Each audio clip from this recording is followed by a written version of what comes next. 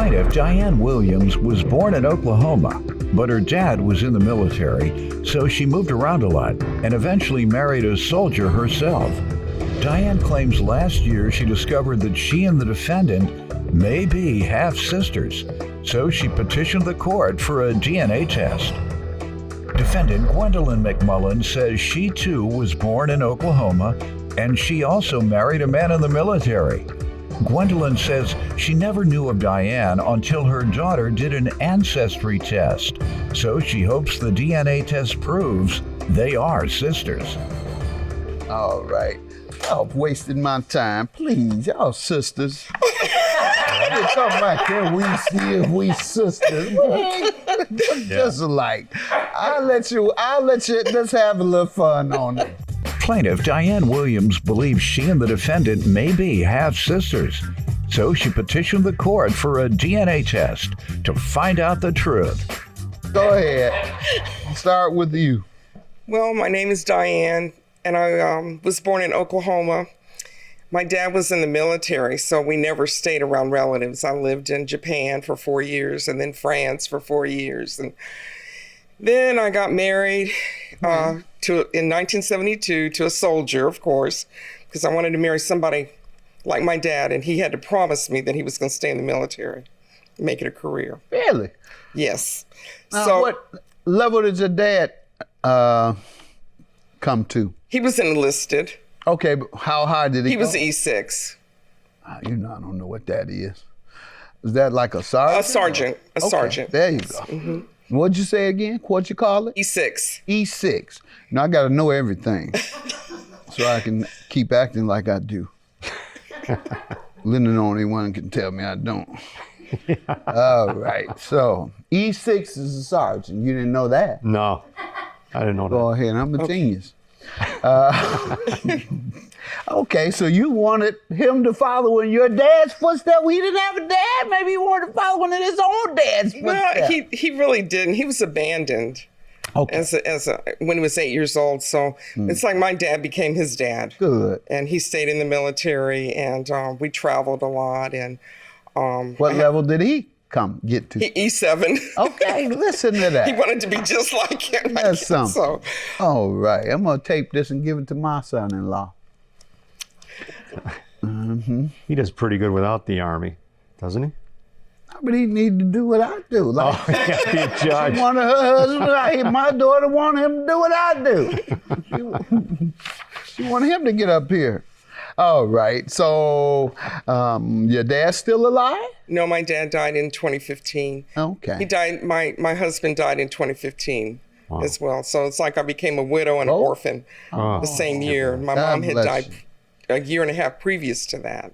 God bless you. And had you met Gwendolyn by that time? No.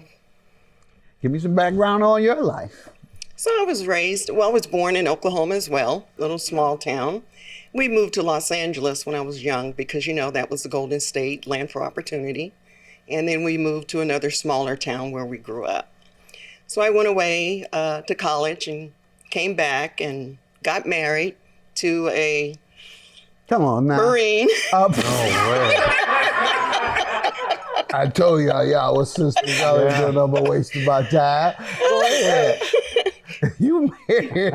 Don't tell me he came to an E7. He was an E9. Oh, okay. He was a staff sergeant. You got a bougie husband. Go ahead.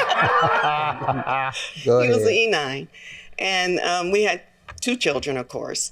So come from a strong background of family sense. My How about your grandmother. parents? Tell me. Yeah, so my grandmother was also from Oklahoma, but she went to Alaska because there was opportunity for African Americans. She was an educator, and she kept her home in Oklahoma. And whenever she would come home, she never really got a chance to see all her family. So one year she just decided, we're going to have a family reunion, and we're going to have it right here, right now. So she invited family, and everybody came to Okmulgee, Oklahoma, is where she was. And we had family along that same 2nd Street Avenue. Wow. And family came and stayed in the homes there, and home cooked meals and tables put out in the front yard. Yeah. We, I was a baby then, but over time, everybody slept on pallets, and everybody really got along. And then it progressed. So what do you mean everybody slept on pallets? For the reunion? Yeah, for the reunion. They just showed up, didn't have a hotel. No, didn't have hotels. Listen to this.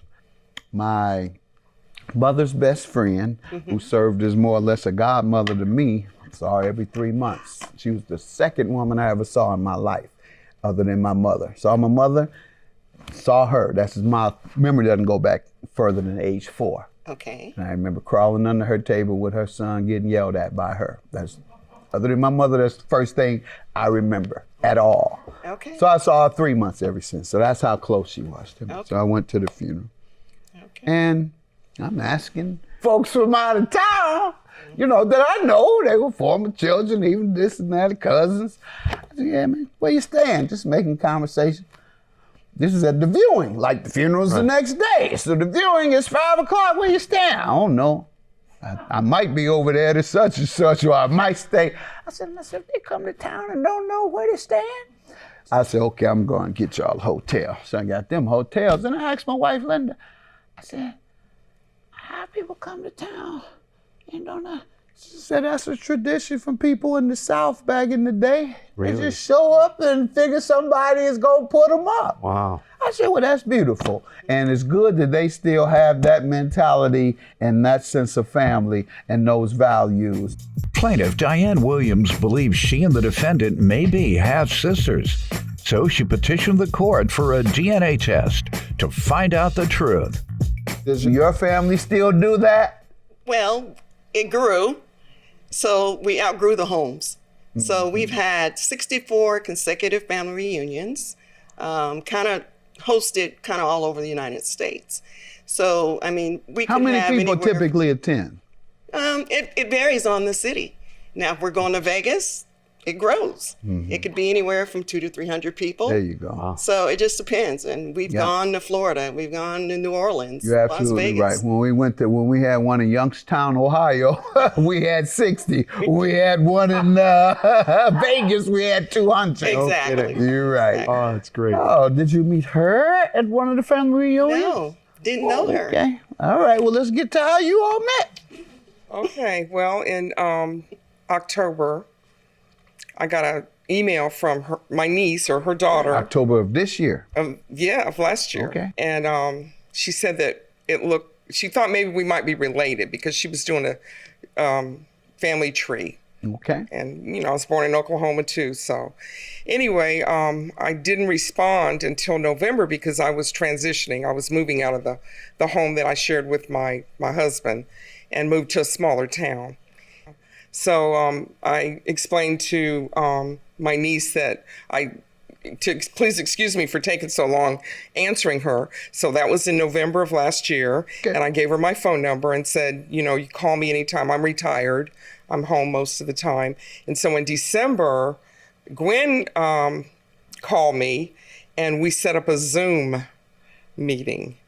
And my niece then said, I think you and my mom might be cousins.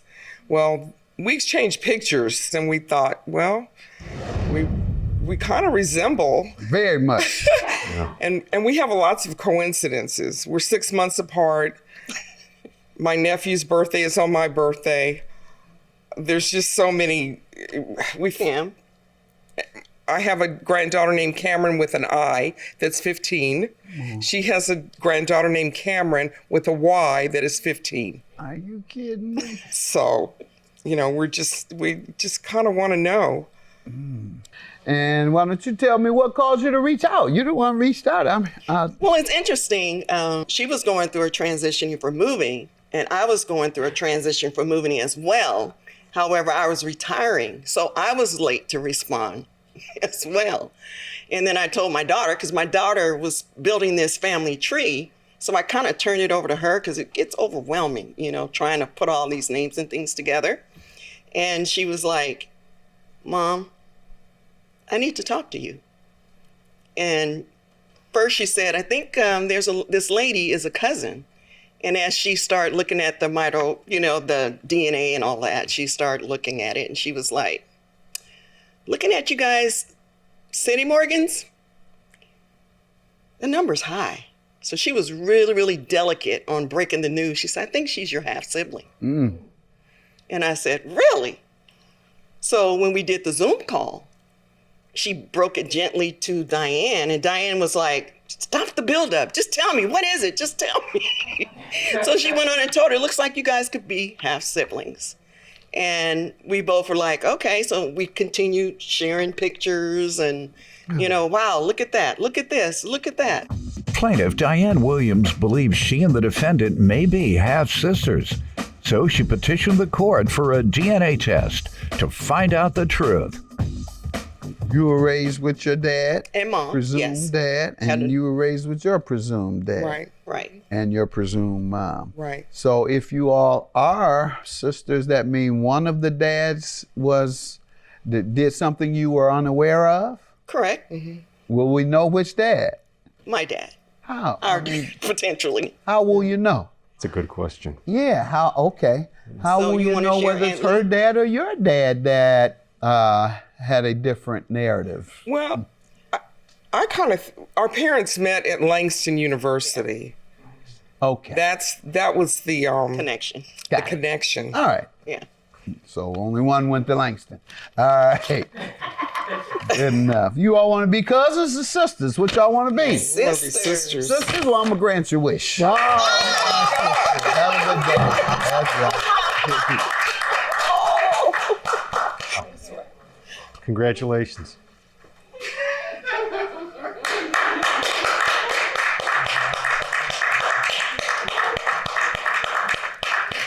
It's awesome. We kind of, we didn't really expect any other outcome, but we just needed confirmation. We're at this age, we're 67, so we've missed a lot of Time together. but we're definitely I'm a widow, she's a divorcee.